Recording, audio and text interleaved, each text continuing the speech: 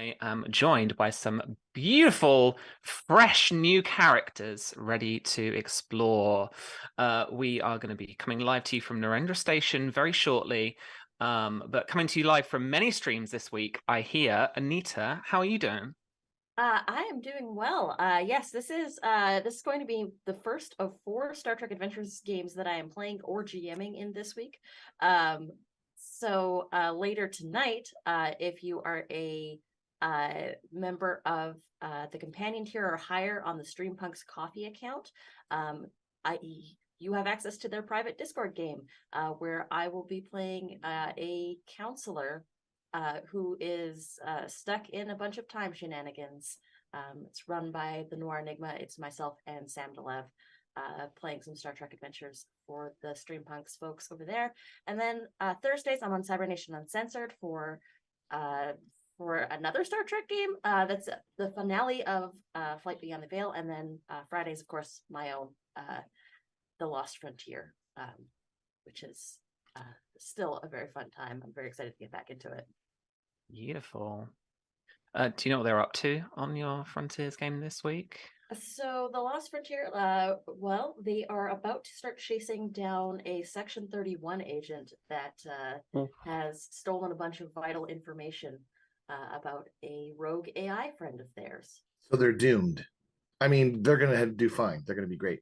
It's going to be fine. Yeah. There was a changeling on the station. It's okay. Nothing to see here, folks. Nothing to see here. Nothing to see here. And correct by name, but not necessarily by camera there. Tom, we'll come to you next. You should be Lieutenant Cornelius Harvey, but you are currently Chief J.J. Burrell. How are you doing? I thought a quick change before we actually start, like 10 seconds before we start, change of character would be pretty good. But I'm all right. I'm pretty good.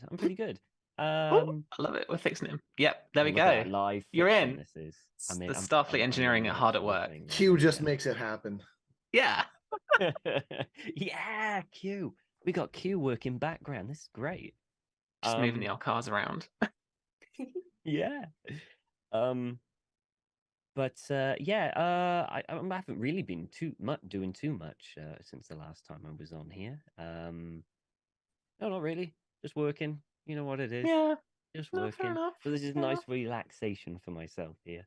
Just right. Relaxing. Oh no, I did play. I did DM a Curse of Strahd campaign. I got to play Strahd a little bit, which was really nice to do. You did. We met him, didn't we? Yeah. You got a lasting impression there, Sam. Lasting impression, you know. We simped over him a little bit. Yeah. Just a little. Yeah, cool. I love the commitment to the uniform as well. Commitment to the bits. Good. I've never actually owned anything like this, and I think I said before, we've been talking about doing a Star Trek campaign for yonks, I think, me and you, and I was actually kind of like thinking, what if everyone else is wearing a uniform and I'm not? It turns out I am the only one wearing a uniform. So I'm a civilian, so I can just wear whatever. In all fairness, I think I'm the only one who would be wearing a Starfleet uniform out of all the characters, to be honest. I'm not sure if Burrell would. If they would. Okay, you disappoint me then, Susie. It's not too bad. It's not too bad. I'm quite happy to get it. Quite nice. Good. Top only, not the bottom. So, yeah, that's fair. PJ bottoms. I'm not always. that committed. They're space pajamas anyway, so it's fine. And fresh off the boat, but the cruise boat, not the boat. Tim, how was it? So legitimately, I'm actually still my brain is still swaying. That's a thing that's happening. Hey, April, I don't know what you're doing, but every few seconds, everything flips to your D&D background. It replaces everything. Okay. Get on it, Q. It was great. It was sold out. They're taking pre-sales for next year, so come play D&D on a cruise ship with me. Yeah, and I was just announced in D&D in a castle for a second set, so if you want to come play in a castle in D&D November 10th to 14th, there's spaces at my table. Where is that fast. going to be? Are you coming over to Blighty? No, I will be near Birmingham to see my family for a bit, and then it's up in Newcastle in Durham County. Lumley Castle. Yeah. Beautiful. It's Blighty is the fantastic. whole of the UK. Just Oh, FYI. I didn't know that. So then, That's yes, I'm right. coming over. I'm throwing I've like never British heard that slang at once. you. Blighty. Good old Blighty. Yeah. I'm so sorry that you named after Yeah, one of the no, most powerful spells in D&D. Blight. Yeah. It's true. That's what it's like over here all the time. Speaking of it being grim up north, how you doing, Susie? I'm all right. And in my defense, Tom, I want to state that I escaped Totally Normal Island and I now live in Canada. So if I did order a Star Trek shirt, it would be here next year and it would be delivered to the wrong address. So Good to know. Only if you use UPS. God, they're horrible. Has Canada still not sorted out its mail system yet? Canada Post. You love it. I legit know that because at work we had like it was all backing up and stuff. But it's like my mom has to send birthday cards like 3 months early, and then they might get here on time. Wow. So, but yeah, I'm trucking on. Trucking on. We were a little throwaway Game of Thrones mod on Crusader Kings 3 last night. We did, yeah, and I played the most disgusting man in all of Westeros. I made the 8, if you know what that means. I had 6 illegitimate children with Cersei, as you do. Yay! So, it was good. It was fun. I'm glad you were streaming your side and not like I wasn't streaming mine because I just had a bad time. And then I killed you. But then the daughter of the guy I was killed you, so yeah, turnabout's fair play. Came full circle in the That's just end. what we do in Game of Thrones. We lovingly kill each other backwards and forwards for eternity. So yeah, no, exactly. Yeah. Lovely. Well, as for me, it hasn't been a busy day at all. No, sir. We literally just announced a new IP about half an hour ago, or maybe like about an hour ago for Modiphius. So if you see anything about dreams and machines out in the world, head over to dreamsmachines.com and you'll get a little bit of info about what we've been cooking up here at Modiphius HQ. And we'll be releasing more information, obviously, as we make it available over the course of the next couple of months, leading up to a nice little product release at Gen Con. It's our first little bit for the RPG. So I am really looking forward to that. And a big shout out to my team as well for putting together a really cool little announcement as well. But we've got a Star Trek game to play, so let's maybe play that. And what would a Star Trek game be without an opening log? So the first log of so we're going to do these every session, folks, every episode. So for episode 1, Narendra Station, our Lieutenant Harvey is going to open up for us. So Tom, please take on away. Okay. Personal log, Lieutenant Harvey, stardate 48641.7. It's transfer day, and I'm bound for my new assignment, Starbase 364. This is quite possibly the furthest I've been out on the frontier. And while I'm eager to see the new starbase that's only been declared fully operational in the last few weeks, I'm sure there'll be plenty of systems that still need a tinker. It'll be interesting to see how the Starfleet and Klingon command structures are working together. I hear there are several flight bosses who will be working alongside, both Federation and Klingon, and the station's command staff appear to be a mix of both.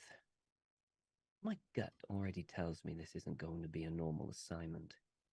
But here's hoping for some firmer footing on a station rather than the unpredictability of a starship. And as we pull away from the front view screen of the shuttle that you're on, stars trailing by as you're going at warp speed towards the station. Could you describe Harvey for us? Yeah, so Harvey is probably around about 23, 24, quite youngish.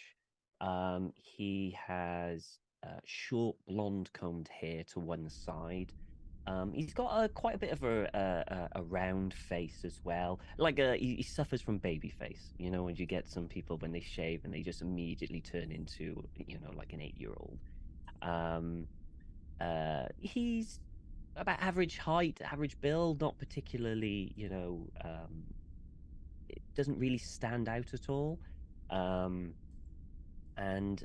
he kind of walks with almost clumsiness to it.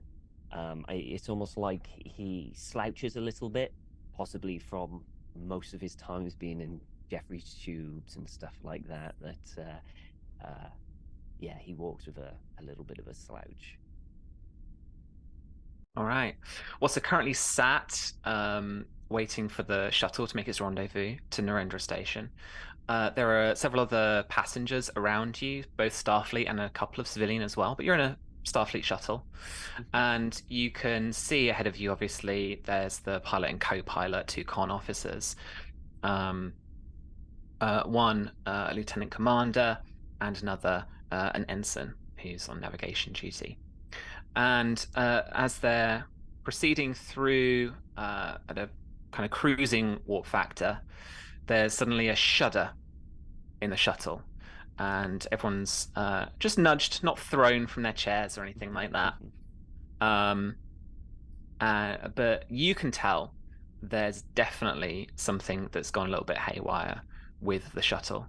The trail of the stars start to shrink a little bit, and there's a lot of frantic tapping and clicking on the front consoles from the 2 officers in the front. And you can overhear the lieutenant commander say, "Damn washboard, can you get that nacelle realigned?"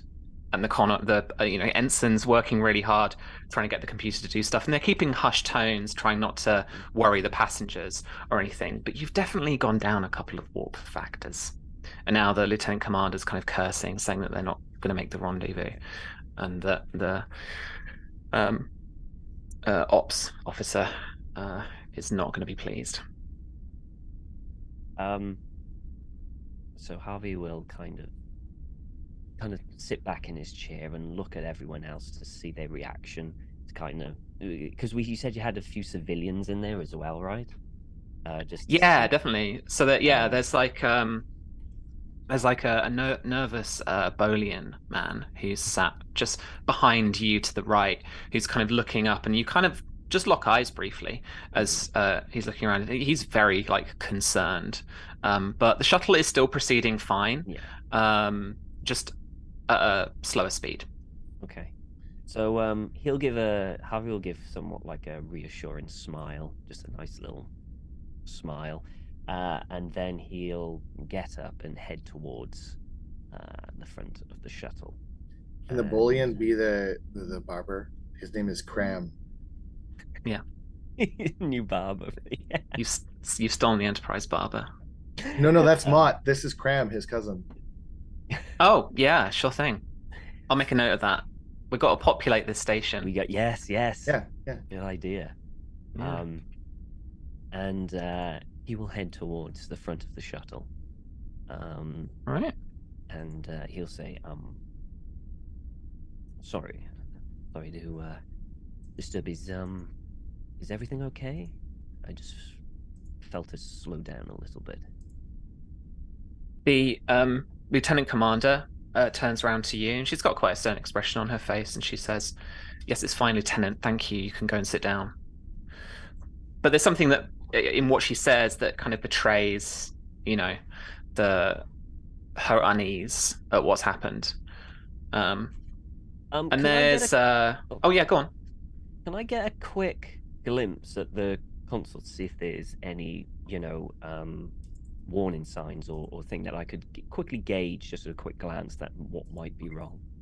Absolutely. And it doesn't even take you like a roll or like a task to discern very quickly, as you're used to like freighters and like little shuttle operations and flight controls and stuff. I think it being one of kind of your focuses. Yes. Is you glance across the panel, and the ensign is trying to work on rectifying something that the computer's identifying as caused by a gravitational anomaly. Oh, okay. So it's an external thing. It's like there's nothing wrong with the actual shuttle. It's an external thing that's causing the shuttle to. It's, there's some techno babble. Hang on a second. We've got a techno babble Get the generator, techno folks. babble button. I'm Yeah, gonna yeah, need yeah. that at So some point. I want a little précis for everyone that's playing with me here. In the bottom left, you should be seeing on the Roll20 a techno babble button, and if you don't, I'll sort that out later. I don't. No. At the moment. Okay. Well, this poor ensign has to boost the auxiliary baryon flux stabilizer. So the flux stabilizer has been reduced in some way by this gravitational anomaly. With my knowledge of engineering, would I know that I could possibly do that elsewhere in the shuttle? Like actually get down into the guts of the ship and do that a different way, like maybe at a different console or something like that? Star Trek, there's always a panel, right? Yeah. So there's going to be a panel yeah. in like the side of the rear of the shuttle where people are sat. You're going to have to get past the Bolian, though. Okay. Like, you're going to have to, like, get behind him. All right. So, okay. So I start to make my way there, and I'm going to kind of, like, slowly edge past the Bolian, smile at him as I pass by, as trying to play off that there's nothing wrong whatsoever. This is perfectly normal. I don't think he's doing it very well. It's kind of like like you smile a little too long, when you kind of like that. It's and fine. He's just like he's trying too hard. And then as he turns away, and he just immediately goes and just rolls his eyes at his own stupidity. And he's gonna try and go to a kind of panel and make sure like no one's truly like watching him that much. If someone's watching, that's fine, but he's just gonna pop the panel off and see if he can kind of do what they need to do to get the necessary energy back to increase speed. Right.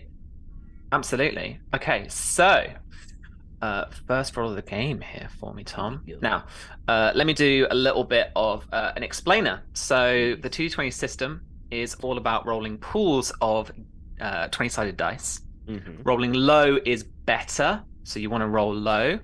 And what you want to do is basically roll on each of those d20s below the combination of your attribute and your discipline that you're using for this roll. So if you're going to be using, I would say probably either control or reason plus engineering, which are both the same. So let's take one of the two. Okay. And that's 11. Yeah. 11 and engineering is 4. Plus the 4. So on the Roll20, if you click on one of the attributes you're using, and then if you click on engineering as well, it should then highlight those two things, and that's what you'll use. So you're looking for a 15 on each of those d20s. Okay. You are working with so now we see if there's a focus that applies. And I reckon, you've got starship engines, you've got warp field dynamics. This is your field, right? Yeah. So I'm going to give you your focus. So if you click on focus used yes on the sheet on the right hand side there, then that means that any dice that rolls a 4 or under is going to give you 2 successes, not 1. Oh, okay. When we've rolled all the dice, you add up all the successes and you see if it's beat the difficulty that I've got. I usually tell you the difficulty up front unless we're making maybe an opposed roll or something like that with an NPC. And this is just going to be difficulty 2. Okay. So you've got to get a success on both of your d20s. So by default, you roll 2. If you want to roll any more at this stage, because you don't have any momentum, you need to give me threat instead. Gotcha. Got you. Okay. So if you want to roll one extra in the future against us, can't you? I'm not against you. It's like a roller coaster. If you want to make the ride go faster, you give me more threat. Okay. I can introduce narrative things. I can introduce reinforcements, or I can use it to power my NPCs. Like you can use momentum. Right. Got you. Okay. So if you want to roll an extra 1d20, that costs one momentum or threat. If you want to roll an extra 2, then that's going to cost you a total of 3. And if you want to roll an extra 3 d20s for a total of 5, that's a whole pool of 5 d20s. That's going to cost you 6 momentum. And I only need For the difficulty, 2 successes, right? Difficulty 2 at the moment, and difficulties tend to range from like 0 to like 5 or 6 is like Okay. near the top. Well, I feel like I'm fairly confident in my ability, so I don't think I need any additional D6s, D20s at the moment. So I'll roll with the 2 that I got. Do I just click the 2 on the roll?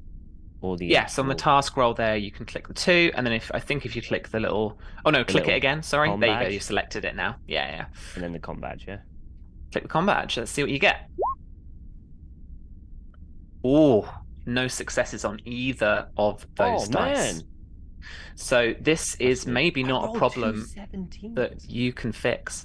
But so 2d20 is also a little bit about how much you want to kind of like narratively invest in what you're doing, not just about whether it's like a quick success or fail type thing. So you do still have an option here, and it's to do with your values and your determination. So each of you begins the episode with 1 point of determination, which you can use as a kind of like, it's like better the momentum. It like gives you really cool powers. So you could spend it now if you can tell me which value you want to apply to the situation to re-roll those 2 dice. I will, and I'll use my Okay. value if anything can be fixed. I love it. Okay, so just go ahead and roll the task roll again with the little com badge. Com badge? Mm-hmm. Oh, I got 1 that time. All right, so Not doing 1 well. success. So you fiddle about with the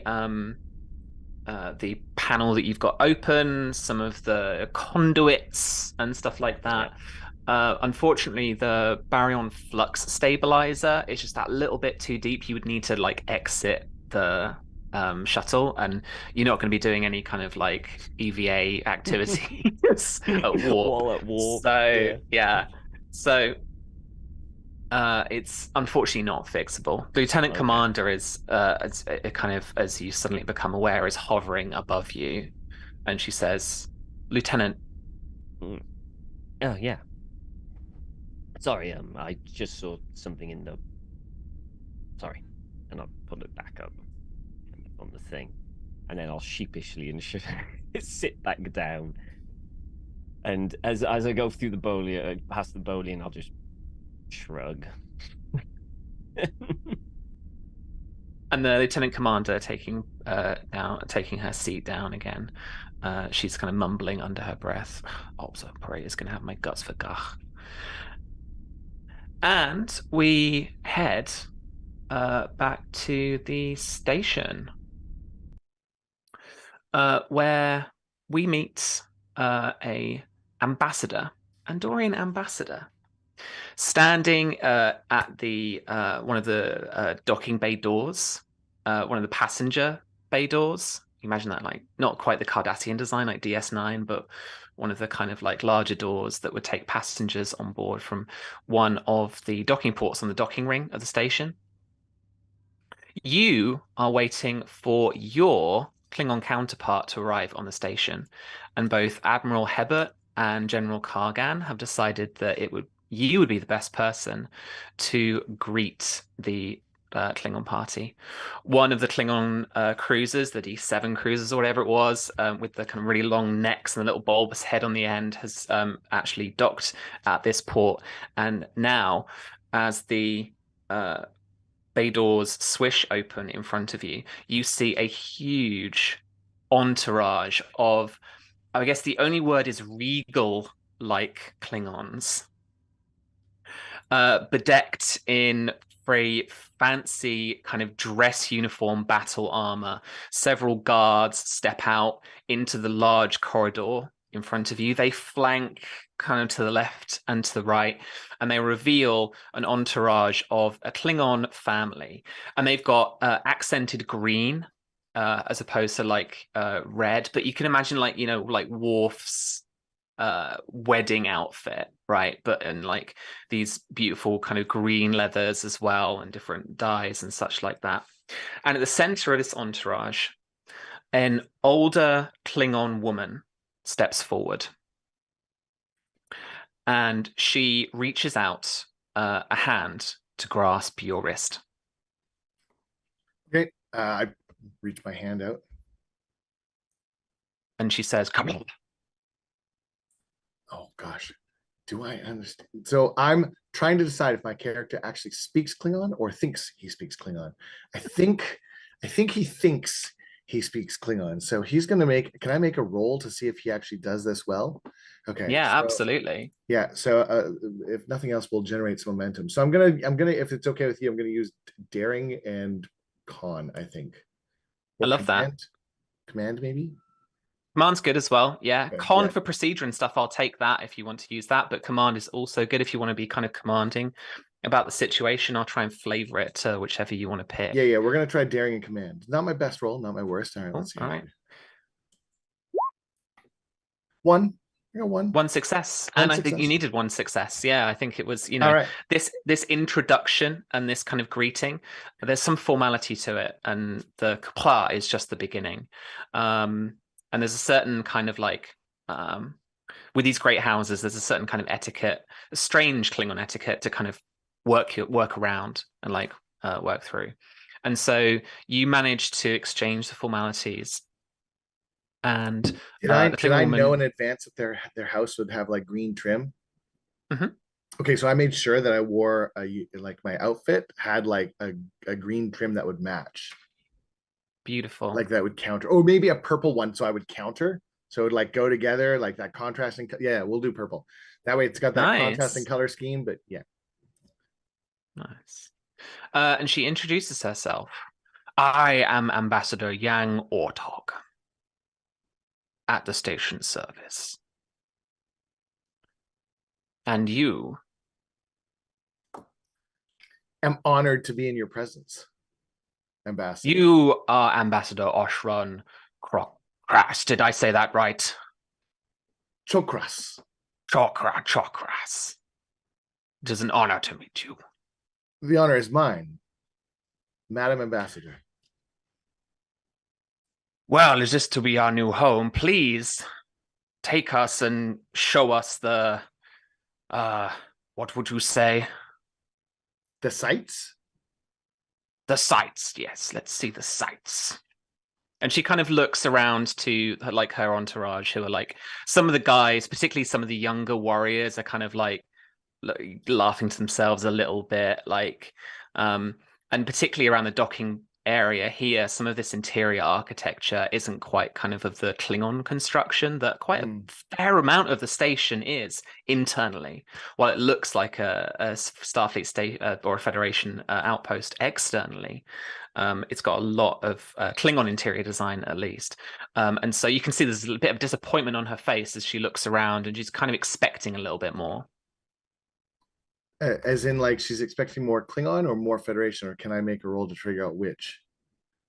It looks like she's kind of just expecting like more grandiose a little bit, you know, from the outfits and everything that she's displayed. You get the impression that, you know, she thought maybe she was going to walk into some kind of like, you know, great hall palace type thing that she might be used to on Kronos, but she's like walked onto this like deck, and there's this kind of like Starfleet. It's larger and wider than most, so that there's a fair amount of traffic. And now that you're a group, more Klingon personnel have started to walk off and started to peel off in different directions. So as they're going left and right from you, she's just kind of looking around like, is this it? This corridor? Like, yeah, okay. I'm gonna kind of just pick up on that right away and be like, I mean, it's not the best first impression. I always told them they should put paintings right at the entrance, so at least have more. Like, you should have more. I mean, they listen to me sometimes, but the Admiral and the General seem to know what they're doing as far as station operation goes. Paintings. There should be tapestries lining every hall, every wall. Tapestries are fantastic. How about we mount some weapons? I mean, you never know when you need them, right? Even better. Now, please, I have heard a lot about this Galleria. Tim doesn't know about the Galleria. That's right. You've got. I've prepped. You've got a handy state. Oh no, that's the actual station stats. You've got a handy station. Deck plan. Deck plan. Yeah, handout that I've given you. So there we go. It might zoom you right in. So if you zoom out, you've got lots of text underneath that. So the Galleria is one of the largest sections of the station. and that's level 3. It's kind of home to around, what do we say here, 400 business establishments owned and operated by a wide variety of species hailing from across the alpha and beta quadrants. Although interestingly, no notable Ferengi presence to speak of at the moment. Okay. Level 3 is a bit of a misnomer as well, because it's actually across a few levels, and because people have either we learned from Rick Sternbach when he was helping us on the game, different sections of like starships, like the Galaxy class or whatever, he was thinking, and it's in the technical manual, I think, whenever they were building stuff, he thought, well, we have transporter technology, why don't we just like beam things in? So like shops and bulkheads and things have been beamed into place, and so you've got like businesses that are like basically mezzanines to other businesses, and then you've got like, you know, balconies and different things, so it's like kind of a promenade and then some. That's cool. So it's like a city built into the promenade itself. Yeah, absolutely. It gives you a big kind of like massive, you know, circular shopping center kind of, you know, vibe, but much more Klingon in terms of like architecture, and then it will change into different species architecture depending on whose establishment is to the sides. And I've been here for a little while. Absolutely, yeah. So you'll know a bit about the Galleria and a bit about the businesses there. There's obviously a lot of Klingon, coffee shops, basically, or kind of restaurants as well. So there's obviously for a big Klingon presence. Yeah, and I would like to take her to is her whole entourage coming, or is it just her? I ask her, is everybody joining us, or is it just going to be you and I, or maybe a small contingent? These Becks can move off to some other duty they might have, but my family and I will stay with you. Okay, great. And there's so a few I kind of like them, cousins and nephews and nieces and, you know, stuff. Yeah. Like there's in my best Klingon, which is, you know, polite to be the best. I'm gonna tell them to go to Drods down on the deck, the lower decks where the Klingon section is. Freshest gach outside of Kronos. beautiful. And then her, I want to take her to Shargruz. Okay. Yeah. Nice. Yeah, it's a Regelian restaurant. We're going to populate this Galleria. I'm letting you guys know now. Throw shops, people, names, things at us, and we'll get them all in there.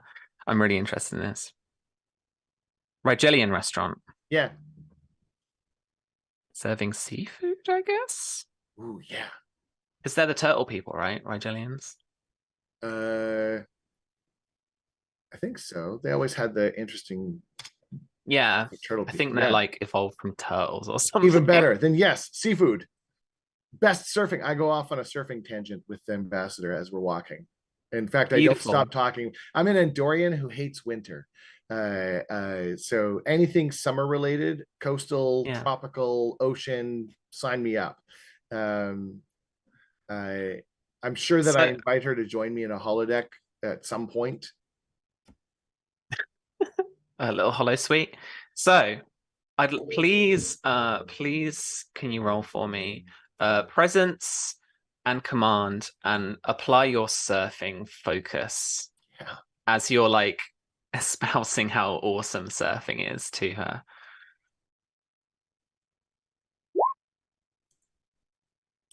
Two successes. Oh, yeah. Amazing. So have one momentum. Ooh.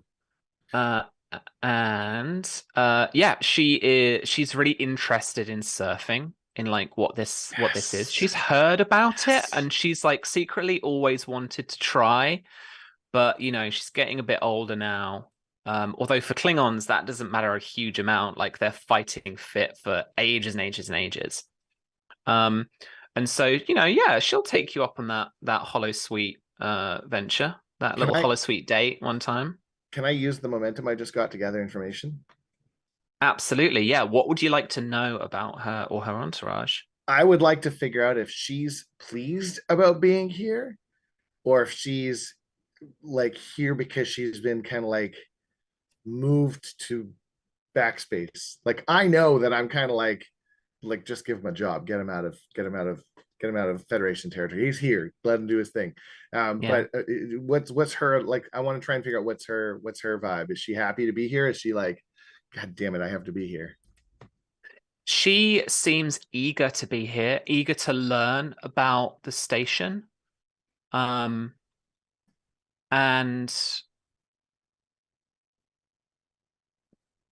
there's a certain inquisitiveness about her, the way that she looks around, the way that she asks about people and places, that makes you think there's a little bit more to this than just she was given an assignment, or that she's pleased to, she's just pleased to be here. Okay, thanks. It's okay. Lovely, lovely. And then we head over to Susie's character waiting.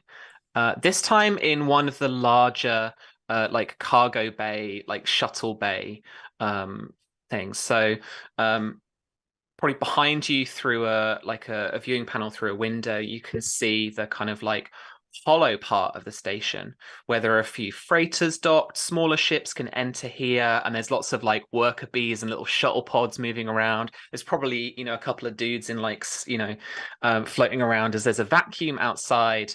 But you're at one of the kind of corridors just by a landing pad, one of the kind of shuttle bays here. And the station has plenty of shuttles, including 4 runabouts that are here. And there are 2 Klingon, I think they're like attack fighters or something. Like there's 2 kind of equivalent kind of to the runabout here for the Klingon side. And 2 of any of these vessels are on hot standby at once, so that they can be like just sent off to help somebody or something like that at any point. Would you describe your character for us as you wait? Yeah. So Burrell is a woman maybe in like her early 30s. She has a tan skin. Her forehead has smaller ridges than you would see on the average Klingon, as she is only half Klingon. Her dirty blonde hair is sort of like cut in a very rough fashion around her ears, like it was almost done with a dagger. Like it's been just hacked away rather than a neat haircut, but it's pinned away from her face with a Starfleet regulation little hair clip, which does bear the symbol of her house of Tren, where she's from. She's about 5'7", 5'8", she's an average sort of height for a female, but she's kind of got this intimidating presence about her. Like she's slender, she's not much to look at, but looking at her you're also kind of like, she could probably break my arm if she wanted to. And she stood there in a Starfleet uniform, and she wears the badge of a petty chief petty officer on the little Starfleet turtleneck. And I think at any given time she always has at least one data pad in her hand, reading manifests and reports and stuff at one time. But it's not uncommon to see her have multiple, as she's multitasking her way through life. I want to say that there's always an ensign at some point handing you or taking a pad off you. Yeah, just constantly. Every single like scene, basically every single shot. So yeah, at that moment an ensign comes around. Chief, and he hands you another couple of pads, and he's looking for that one that you're holding. And she just takes them without looking, hands him the other one without looking, looks at the pad. And she also, I think she looks at like the time, and she's like, something's off schedule. She doesn't quite know what just yet, but something's off schedule. Well, what's off schedule is what you're waiting for here. So after about half an hour after its scheduled time, as like you've been stood here waiting, the doors to the shuttle bay open, and there's a couple of pads, but on one of them there's a longer Federation shuttle with its rear down, so that they can off ramp, and behind a Bolian hairdresser is Lieutenant Harvey. And you'll see Burrell. She stood there. She looks miffed. She looks angry. Her arms are crossed. The pad that was in it is gone. She's handed that off to somebody, and she's just watching this disembarking. Harvey, the second he comes off the shuttle, is kind of looking around, and even if it's just a simple kind of little thing, he's still having a look around and wonder. And he's kind of like almost like a child looking out of a car, you know, where everything's amazing. He's doing that until he sees Burrell and that immediate kind of, and he will kind of, he's probably got like those bags that they have, you know, when, you know, the thing, so he puts that over his shoulder full with, and he'll approach Chief and Lieutenant Harvey, reporting on station. Why are you late? There were problems with the shuttle. And she tilts her head, looks at the shuttle past him. And there's like an angry lieutenant commander just having a go at an ensign who's like under in a cell, just trying to like, you know, pass little lights and tools over things. There was really nothing they could do. Needed to be put into the workshop to, yeah. How do you know this? Oh, well, I had a brief look while I was in flight of the problem. Did you say that her face like looks even angrier? And she leans forward. She says, "There is nothing worse than a lieutenant with initiative."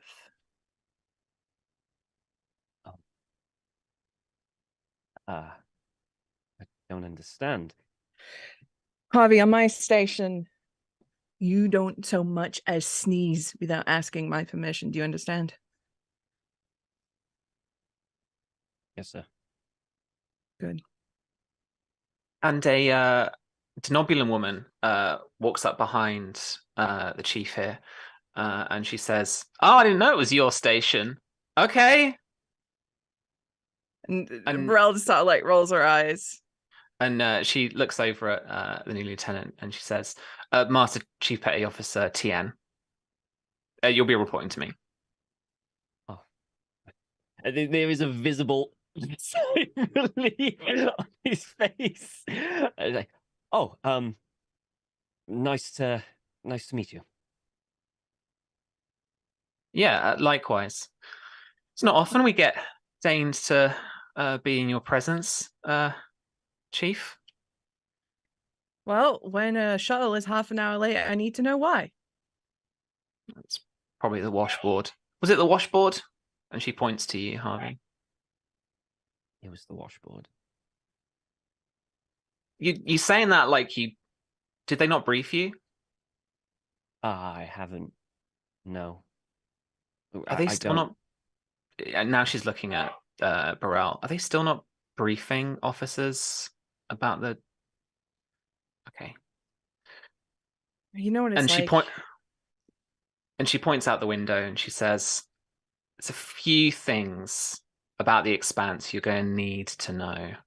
Like if you want more information, it's all on the system, or head up to Sciences, go talk to the doctor." And she points out the window and she's like, "Do you see that?" And she points to that little like spiral, also almost looks like a little spiral galaxy off in the distance. And she says, "That is the pinwheel.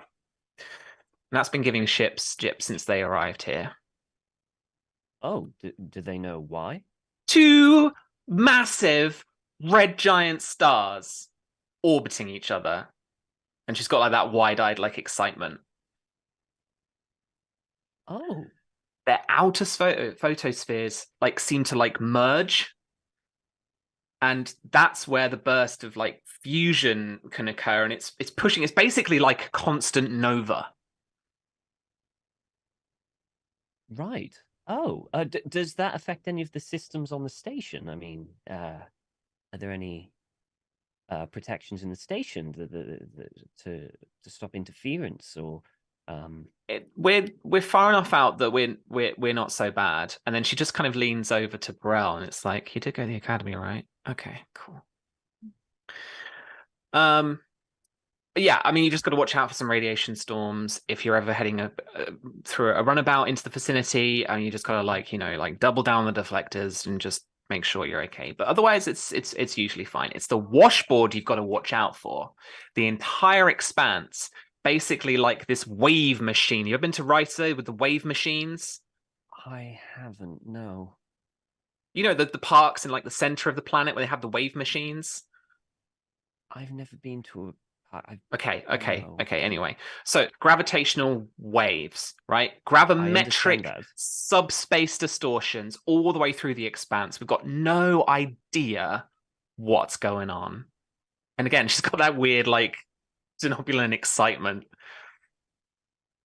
But their origin we know, and that's the triplets. 3 massive white dwarf stars. And that's the first thing we're trying to get telemetry on. Isn't it, Chief? I hope you've been paying attention, Lieutenant. You will be tested on this later. And she gives him like this like sinister smile. Yes. The pinwheel spinny thing. 2 gas giants. The washboard, and the white stars. Burrell starts chuckling to herself because she can see this lieutenant, like there's this baby lieutenant with his little duffel bag, like quaking in his boots. I'm eager to get. It seems a rather active part of the galaxy. It's pretty fascinating, so they say. Well, I hope so. Anyway, look, welcome to Narendra Station. Head up to the quarters, deck 5. I'm going to say, head up to the crew deck. Make yourself at home. And she's got like half a dozen pads on her as well, and she's like taps one of a few times. Taps a panel on the corridor, and then she hands you the pad, and she's like, "Here you go. Just take the turbo lift up. You'll be fine. Orientation. 0700 tomorrow. Right back right here. Right. I mean, this is going to be your shuttle bay." Oh, well, thank you. I'll make myself at home. I look forward to seeing you tomorrow. And he'll turn to Burrell and go, "It was a pleasure meeting you. Thank you." She just nods. And he'll kind of like make her visible further away, so he doesn't get anywhere. Just excuse me, just pass through here. And he'll head. It's gonna make it a little bit difficult for him to pass. She just broadens out just a little bit. It's gonna and he'll head to the turbo lift and head to his quarters or the crew deck, or at least try to. Oh, no problem. On the Galleria level, Anita, I would love to know what Eka's place is like. So Eka's place is probably one of the more busier establishments. It is one of the station's watering holes, probably one of the more populous ones. It's on 2 separate levels, very similar to Quark's in that respect. But everything is very Quark's was a little bit more busy. This is very like clean, streamlined, modern lines, and sort of welcoming people in, working behind the bar with a bunch of other bartenders is Inore Eka. And they are a tall, think if you've watched the John Wick movies, The Adjudicator, those kind of vibes. They, them pronouns, and they are a trill. They have the spots, and they're currently wearing what's essentially like a power suit, almost like a futuristic style power suit, and is just sort of greeting people as they come in, sort of short-ish cropped silver hair, about mid, in human terms, about mid-40s, a little bit middle-aged. But yes, and then the brown spots that do go, of course, all the way down. Greetings, welcome. Come on in. Hey, can we get another order, some black holes over on table 6? You're good over here? All right, great. And Is there's one of your hosts comes over, bows the head just briefly and says, "Excuse me." What is it? There's an Orion gentleman here to asking for you. Oh, not a problem. And Inore will just sort of casually actually grab a bottle and a couple of cups on a tray, bring it over to the table and set it down. And in the kind of Slide one corner over. of your bar, one of the, moodier areas of your bar, as you walk over, you can see that there is this fairly nervous-looking Orion man. He's not particularly muscular, although Orion males are kind of known for their strength quite often. And he's wearing some of the kind of typical like leathers, leather casual wear that Orions would tend to do. And he has this kind of well, I think with your kind of experience, your several lifetimes of knowledge, you kind of can quickly make the disruptor pistol that's kind of, like very carefully, at least tried to be carefully kind of discreted somewhere. But it's not done an amazing job at it. But he's managed to dodge security with it so far. And he already has a drink, and his leg is kind of tapping away underneath the table as he kind of stares into the drink, kind of contemplatively. I just sort of set the bottle on the table. Hello. Inore Eka. I know you, but you do not know me. I am. No, and I usually make it a habit to. My name is Jagadish. Jagadish? All right. Well, what can I help you with? I know, I have heard that you are very good at procuring things on this station, finding things, and there's something particular on this station that I have a buyer that would be very interested in acquiring. Oh, right to the chase. Interesting. I'm sorry, we can have more small talk if you want. I don't really know how these Oh things no, I go actually very often. I very much appreciate the candor. What exactly is your client interested in?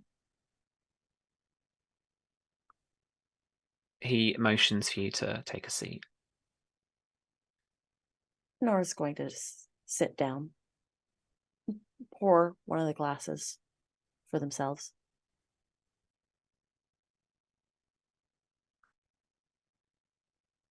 There is a ricin fern here in the Arboretum that is very rare and not usually seen by tourists because it can have some strange properties, particularly sometimes quite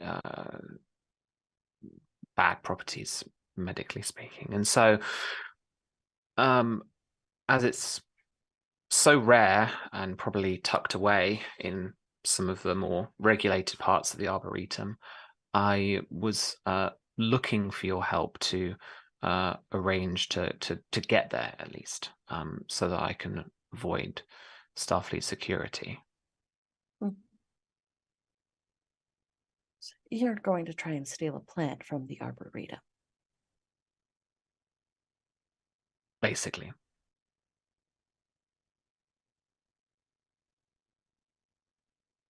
Why not take the cutting?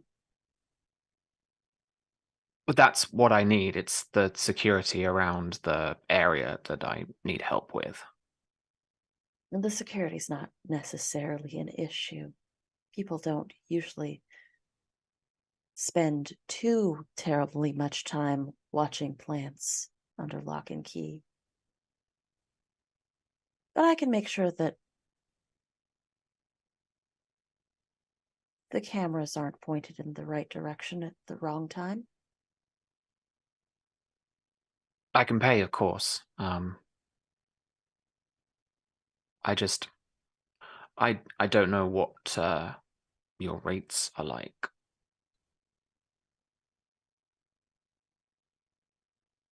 Money's not generally that interesting to me. I like information.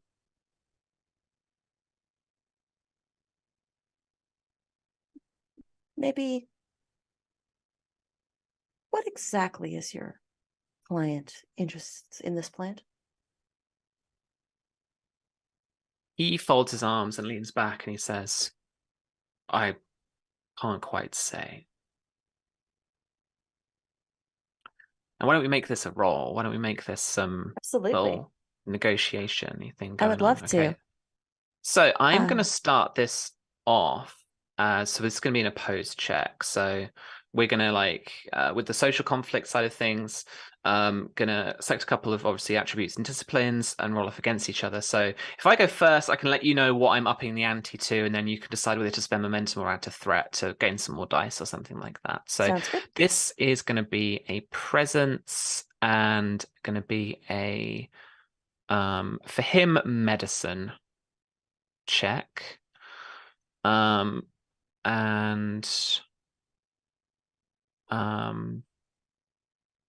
he's not focusing this, I would say. So not focused. And I'm going to spend one threat to roll 3d20s rather than 2d20s. Okay. Back down to 7. And so yeah, over to you. If you want to, this is presence, but I will take a discipline if you're eager to argue for one. Would I be able to do something before this roll happens? Yeah, absolutely. I have a talent called well-informed. Mm-hmm. And at the start of the scene, I may ask 2 questions by spending 1 threat to the game master. Okay. About a situation or location as though I had spent momentum on the obtained information spend. Nice. So 2 questions rather than 1, this will basically. be, yes. And this will be Yeah. knowledge that I've gained from my contacts about rumors that I've heard. So my question is, this is obviously just the very, like, this is just a baby. This is like a young, inexperienced kind of person that is trying to like make it seem like they might be a little bit more gangster than they are, if that makes sense. Yeah. Who are they actually working for? Who is really interested in this plant? The Klingons. Okay. And the next question is,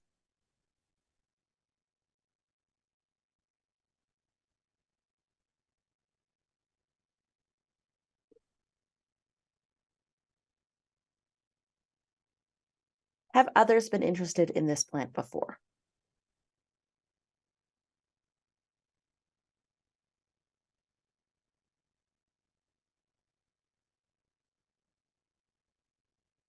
You have heard that Orion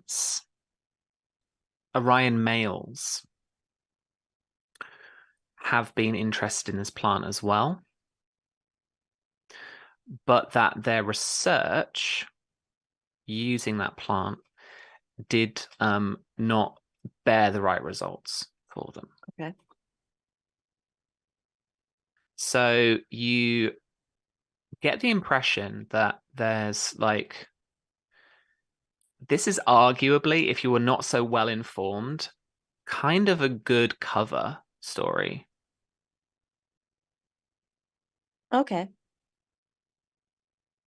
All right. And then to the roll, would I be making perhaps an insight and command to try and weasel the information out of him? Absolutely. Yeah, I love that. And would my focus in persuasion apply?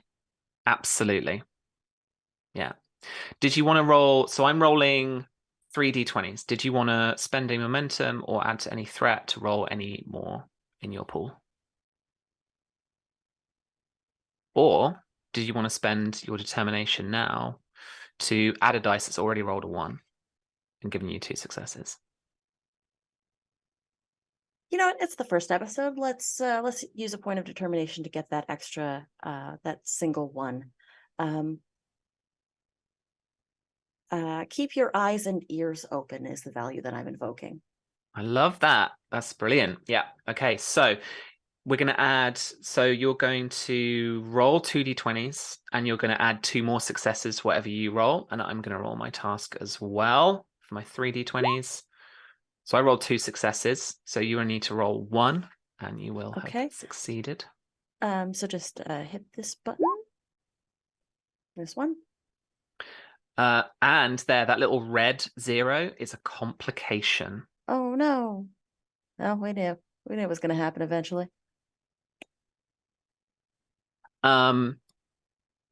So you've succeeded and you've actually got a point of momentum off the back of that as well. So you can use that to give yourself a trait, so you can add like a narrative thing to it. Why is that? Oh my god, stop. You could ask more questions, obviously, using momentum as well. We've got a bunch of different options on there for you. We have 2 points of momentum currently, correct? You do, yeah. With the 2 points of momentum, if it's all right with the rest of the table, would I be able to use it to remove that complication? Oh my god, I'm trying to think now. You After a successful usually task roll. not right this second, no. So you usually either, I would create a complication, so a new trait about the scene that makes it more difficult for you, or like the adventure that makes it more difficult for you, or you'd buy it off by giving me 2 threat instead. I do have to offer you that option. Okay. So you could bump my threat up to 10 if you wanted to, and then that complication might come up some other way for somebody else maybe, or for yourself later on, but it doesn't happen right now. Okay.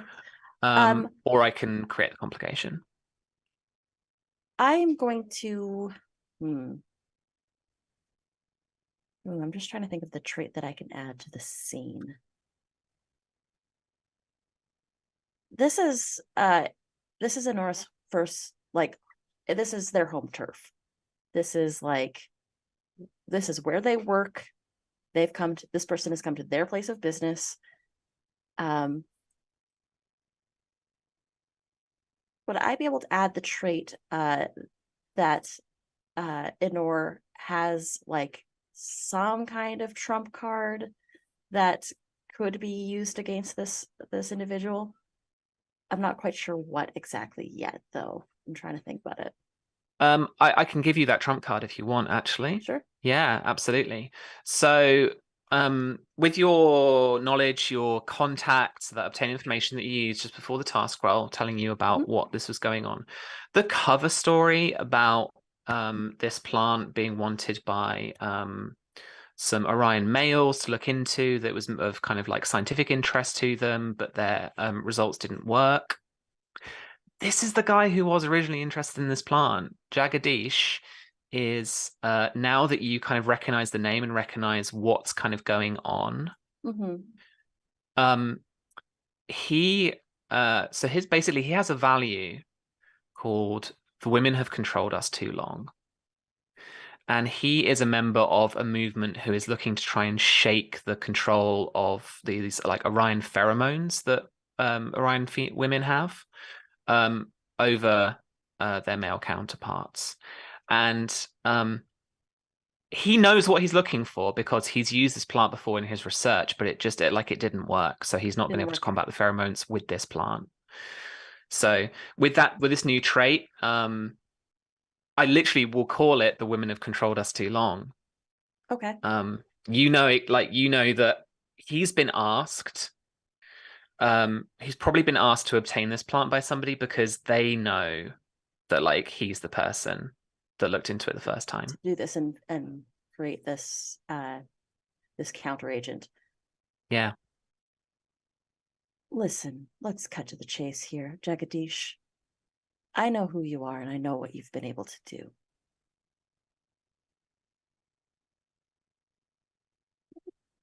Stay calm. It's not a bad thing to not want to be controlled. It's not a bad thing to want to be free from oppressive systems. I can help you out.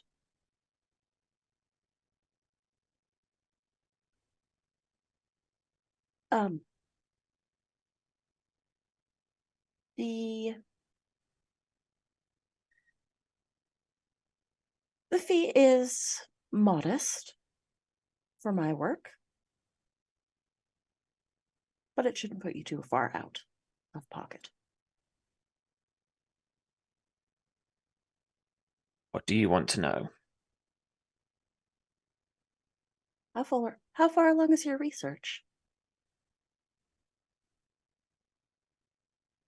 Frustratingly, not that far.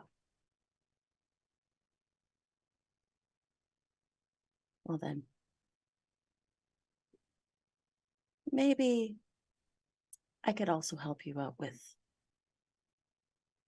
some additional information, better facilities.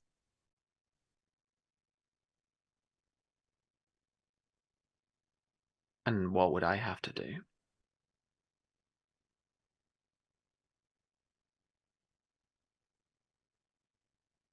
Give me, if you manage to profit off this, cut me in on 15%. 15? But then he kind of looks at you, like, acknowledging that you've, like, got that read on him. And so there's a slight smile at the side of his face. And Small he price to says, pay for revolution. if it comes to that, you can have 20. All right. Will security Oh. be an issue? Shouldn't be an issue. All right.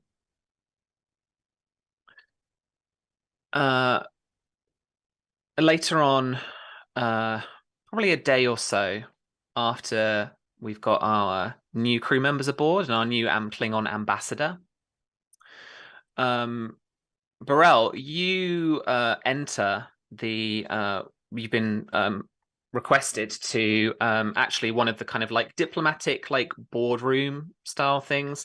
You know, imagine the kind of Enterprise boardroom with, like, you know, some nice kind of windows looking out on the expanse, and the world that you're orbiting, the pinwheel in the distance, and the doors swish open. And in front of you, we have both the ambassadors, so Ambassador Oshron and Ambassador Yang as well. We have Admiral Hebert, we have General Kargan, we have an assortment of Klingon dignitaries who are here along with Ambassador Yang. And you recognize Ambassador Yang Ortog.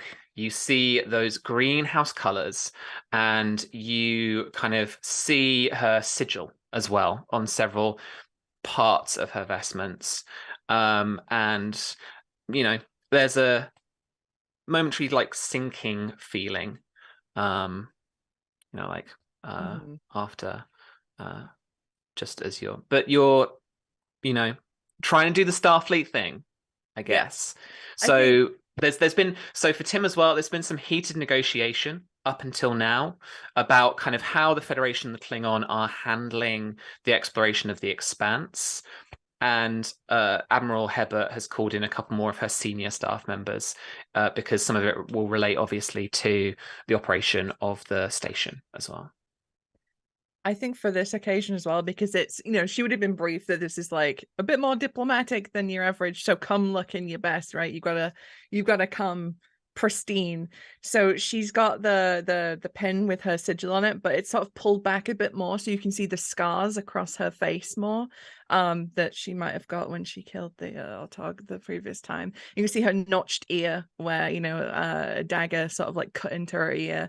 And she stood there, like she's standing there, like to attention, proud, sort of chest out, but she clocks the Klingon ambassador, and there is that oh no sort of feeling, but she keeps it, like she's trying to keep her eyes forward, and sort of looking at them out the corner of her eye, trying not to draw direct attention to herself or the fact that there is something there. Okay. And you would take a seat without kind of really like announcing yourself. People are still sat down. There was a kind of brief pause as the doors opened, but then discussion continues. Ambassador Yang is kind of describing what she'd like. And so she kind of gestures over to the table, almost like her hand like a dagger. And she says, Klingon Imperial Fleet has always enjoyed the bounty of the galaxy and the places it finds. All I am saying is that as our border is the closest, we deserve the first pick of the fruits. There is that saying, that Earth saying, isn't there? The early bird gets the worm, or the bird of prey gets the best planets. And as for this prime directive of yours, the Klingons have never been bound by such laws, and so it would be foolish to have us restrained like some targ in a pit before battle,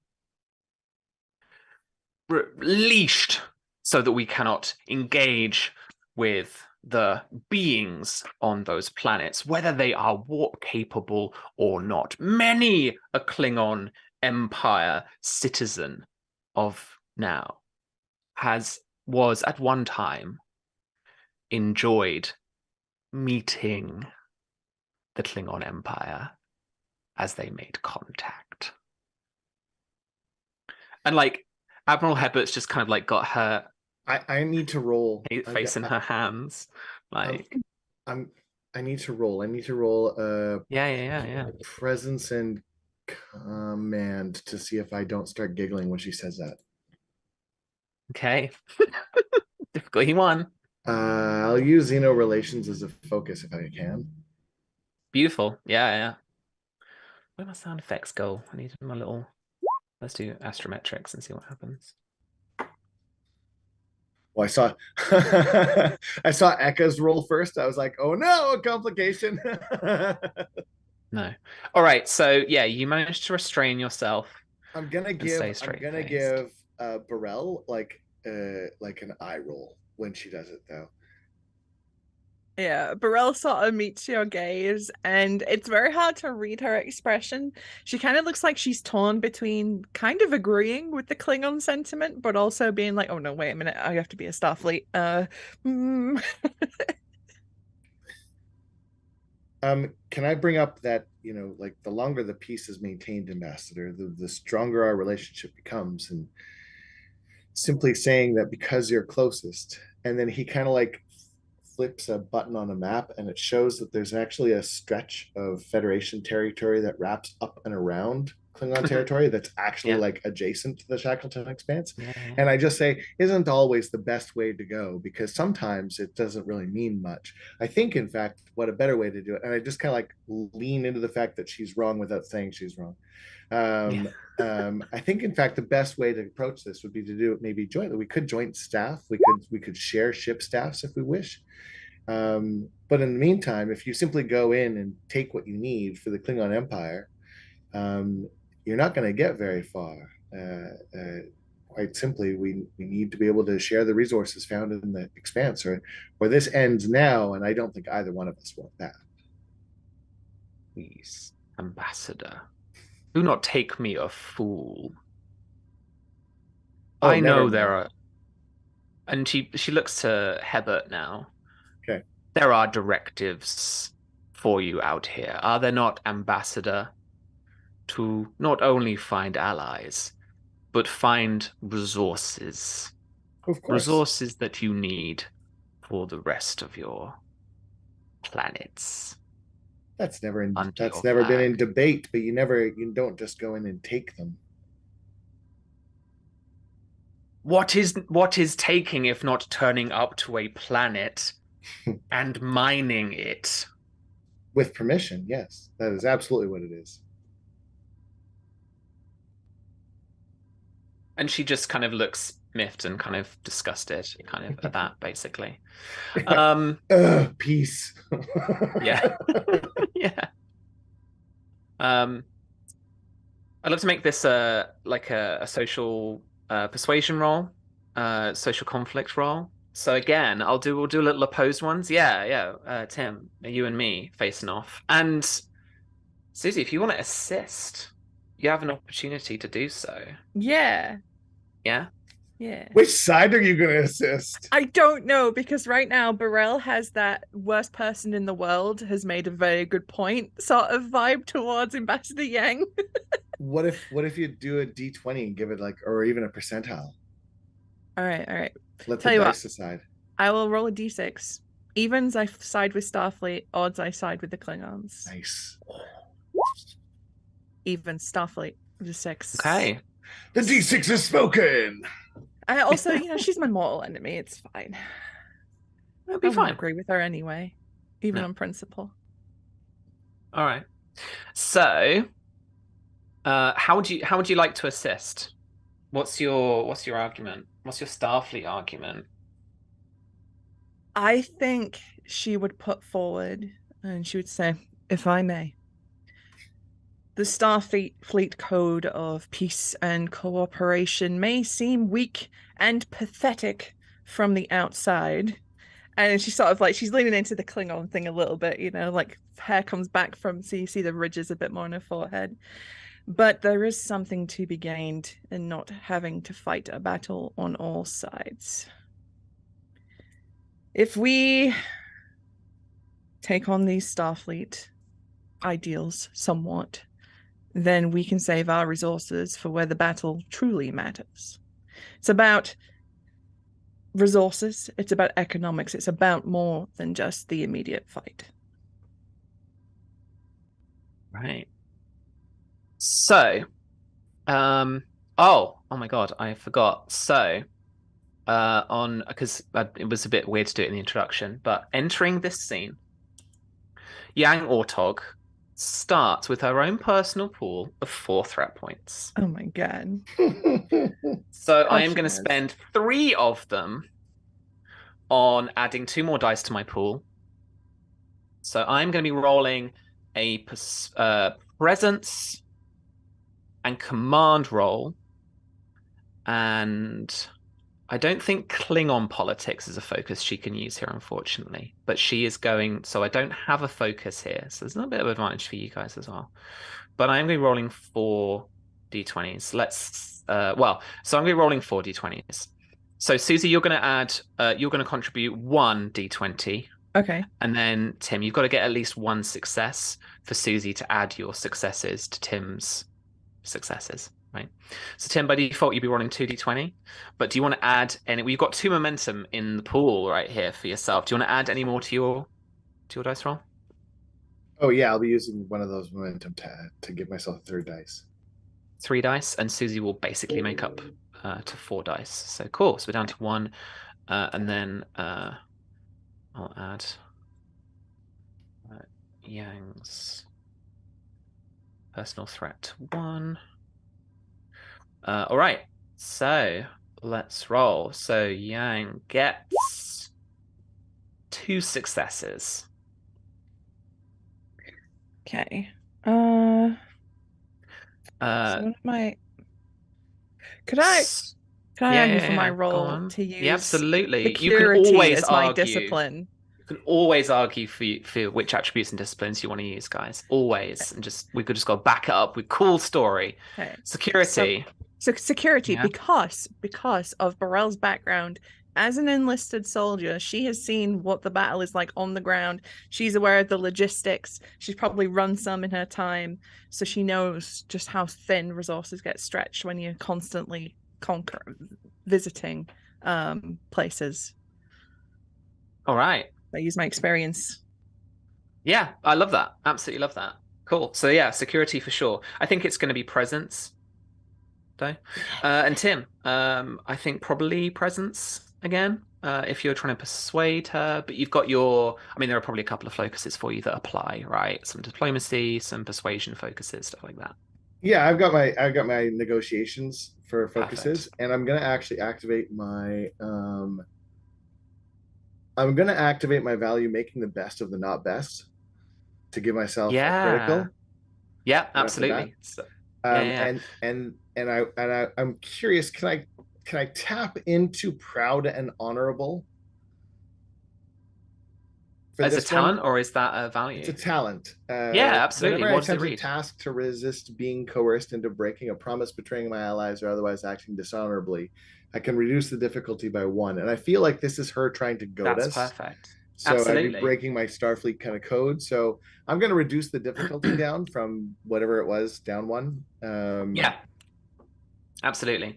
So yeah. So actually, you're right. So opposed checks do have a difficulty, and I always forget that. So if this is difficulty 1, she succeeded, and she's got like 1 momentum, right? Because she got 2 successes. So this for you, this is going to be 0 difficulty. So you're going to you get all the momentum, and Susie will see what you add as well. So you've already rolled. So you've already got a 1-on-1 extra dice, which 2 successes. Has given you 2 successes, Yeah. but you're going to be rolling 3 d20s. I'll take off that extra momentum just because the maths, because the determination dice is always the first die you buy. So if you want to roll a 4th, then I'll just take that down to 0 again. But you're probably going to get it back anyway in a second. So we've got 1, 2, 3. No successes from Susie, unfortunately. It was a nice, good, cogent argument, though. I really enjoyed it.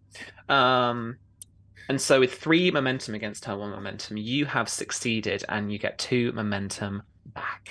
Yeah, I'm gonna bring up the House of Durok from a Klingon history, where it was actually a Klingon who realized that simply going in and stripping the resources of everything ended up harming the Empire, and he did mass reformation of the way they actually did that, and it's kind of been forgotten because Gowron's a little bit more, I don't know, push forward kind of chancellor, absolutely.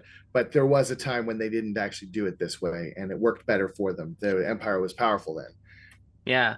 They're still kind of reeling from the whole Praxis disaster when their moon. Oh yeah, but I don't dare bring that up up. because we literally had to help them for that, and I know that. And so I'll even double down and make a point of not bringing it up to really rub it in that I'm not even choosing the obvious. I love it. Okay, after He's some. gonna hate me. No. If you kill a Targ and eat it, you've eaten for 1 day. But if you train a Targ to hunt, as Kalos always said, you will eat for a lifetime. That's amazing. All right, and with that, she nods, and she keeps her gaze on you for a moment, Raoul, and then she looks over at the rest of the party. And after some tense discussions that, has lasted again another half hour, she finally, after a kind of nod from General Kargan, looks over at the Admiral and yourself, Ambassador, and she says, "Very well. Let's do it Starfleet way. But don't come crying when the threats of this expanse come knocking at your door." She says that with a little bit of almost like a little tinge of knowledge, like she's heard stuff or she's got a little bit of insider intel or something. But she stands, and in a kind of ceremony that Burrell, you will recognize, she pulls out a Dictag dagger and she crosses it, her palm with it, and a slit of blood starts to pour down her wrist. And she hands over the Dictag dagger, grip first, towards Ambassador Oshron. I'll definitely grab it. Cool. And she, she's holding her palm out as if to kind of motion you of like, you two. Do you want me to roll for this, or do I just do it? No, not at all. Yeah, no, not at all. Just a bit of flavor. So she's kind of like, yeah. She's speaking some ceremonial Klingon as a kind of bond, like a quick bond that she has made an agreement that she is like sealing with blood, effectively, right? I'm probably far too excited, and I probably cut myself a little deeper than I should. You've got to go to the infirmary pretty soon. But she, but she shakes your hand, and then like ceremonially, she does it with General Kargan, and then she does it with Admiral Hebert, and then she turns to you, Burrell. Mm-hmm. Now I want to invoke Uh-huh. one of your values. Yes. Death before dishonor. Yes. To basically introduce a complication as the GM, I'm offering you an additional point of determination here. Uh-huh. If you slit your hand and shake her hand. Sam, I see that big red button. I see it. I look at it. I approach it. I'm going to slam it. And I'm going to outright snub her. I refuse to take it. My hands are behind my back. Chest up, proud, looking at her in the eyes. I refuse.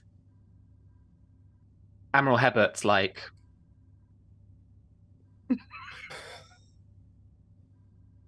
Nope.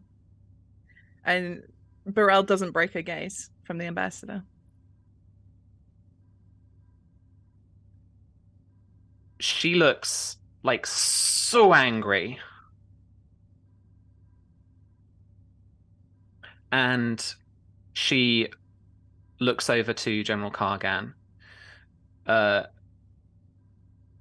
Speaks some Klingon that obviously you will know, and the universal translator translate to as something along the lines of like death before dishonor, but in a kind of like a huffy kind of like, angry, like this has been dishonorable, like this won't stand kind of thing. And then her and her entourage make their way out of the embassy boardroom. Just as an ensign walks in and hands her a pad. Yeah, just as an ensign walks in and is like leans over to Burrell and is like... Burrell snatches the pad. Oh, sorry, Chief, she says, and she just kind of like this like patrol officer like sidles out. Yeah. I think Burrell, she takes a big like breath, a big sigh, closes her eyes, pinches the bridge of her nose, mutters to Oshron, I think, who's like next to her, and I need her to Gino after this. We'll spike it. Ooh, let's bring the new guy. I heard there's a new guy on station. Oh, let's go to X. We gotta go to X. Okay. Eka's place. Eka's place. Sorry, pardon me. It's all good. It's all good. You know what? I get it wrong. I get it wrong every time. I'm making it canon. I got it wrong. I'm gonna get it wrong. Eka probably just like is gonna hate me by the end of this adventure. I am so sorry. I love you individually. Individually and joined. All right, and it's the club is bouncing. We're good. There's a couple of I don't know, I'm taking liberties here. I'm sorry, Ian, but maybe there are a couple of floors. There's like some Klingon opera going up over on the balcony there, and then there's some like what's gonna be like Star Trek tech. What species is gonna have like Star Trek techno?